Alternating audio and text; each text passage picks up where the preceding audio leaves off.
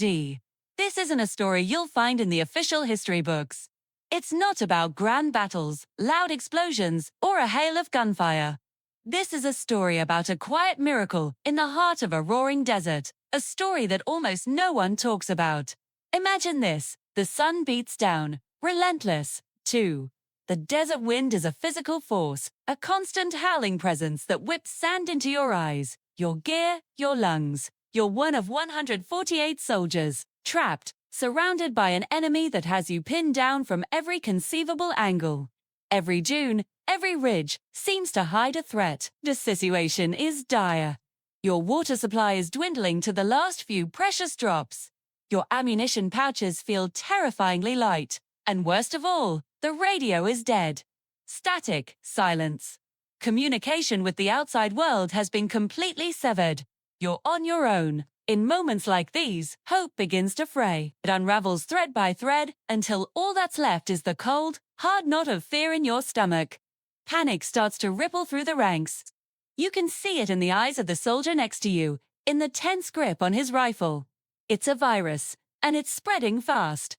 But then, you look to the front, and you see her. Captain Rhea Valor. While everyone else is on the verge of breaking, she stands as still as the ancient rocks scattered across the sand.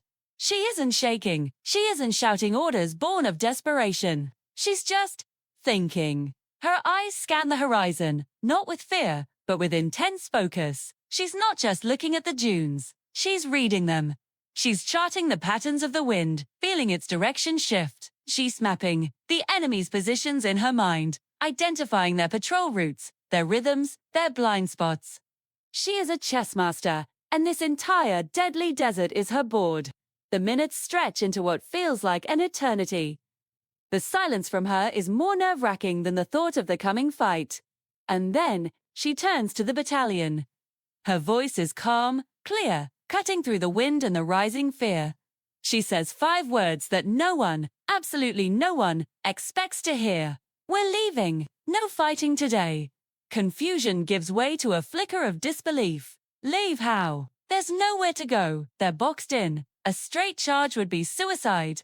But this is where Captain Valor's genius truly shines. She isn't planning a charge. She's planning an escape. A disappearing act. With quick, decisive commands, she splits the battalion into 2 smaller, more mobile groups. It seems counterintuitive, weakening their numbers.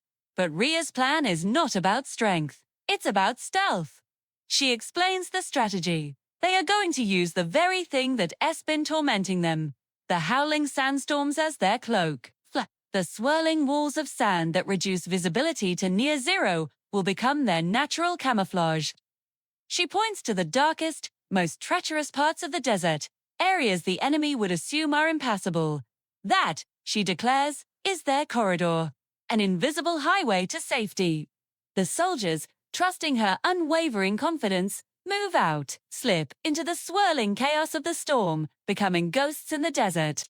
The enemy, comfortable in their siege, sees the storm and assumes the battalion is hunkering down, waiting for the inevitable. They believe their prey is still trapped, still surrounded, counting their last bullets. They have no idea that their cage is now empty. Hours later, under the cover of the raging storm and the encroaching darkness, Captain Valor leads her soldiers through terrain no one thought was crossable. She is miles ahead of the enemy's line of thinking, navigating by instinct, memory, and a profound understanding of the natural environment. She doesn't just see a desert. She sees a network of pathways and opportunities. Finally, exhausted, dehydrated, but alive, all 148 of them stumble onto the perimeter of their forward operating base. The sight of the floodlights cutting through the dusty haze is like a vision of paradise. They made it. Not a single shot was fired. Not a single life was lost in the escape. A grizzled base commander, his face etched with disbelief, rushes out to meet them. He looks, from Rhea's calm face to the weary but whole soldiers behind her. "Captain," he says, his voice thick with awe.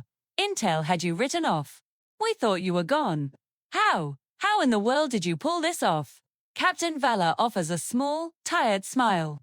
Her face is caked with dust, her uniform is tattered, but her eyes are bright. "Sir," she says, Wars aren't won with bullets, they're won with brains. That night, as the 148 soldiers rested, a profound realization settled over them. They didn't just survive the desert, they didn't just survive the enemy. They survived because of her. They survived because their leader chose a different way to fight. She fought not to kill, but to save. She proved that the greatest weapon in any arsenal isn't a rifle or a missile, but a mind that refuses to accept defeat.